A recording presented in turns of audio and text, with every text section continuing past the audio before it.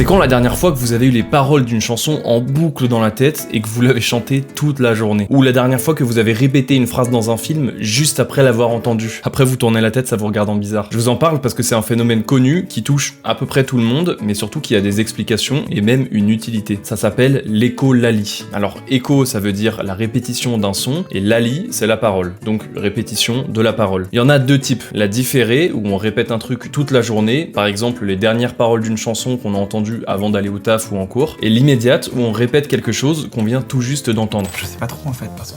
Ça va? Ça va? Je vous ai dit que c'était utile parce que c'est une étape normale de l'apprentissage du langage chez les enfants. C'est pour ça qu'on évite les gros mots devant les mômes, parce qu'on est sûr qu'ils vont les répéter. Mais fais chier cette super pétasse! En 50 ans, ça ne m'est jamais arrivé. Et c'est aussi un moyen de communiquer ou de gérer son stress pour les personnes atteintes de troubles autistiques plus ou moins importants. Have a good day. Good day.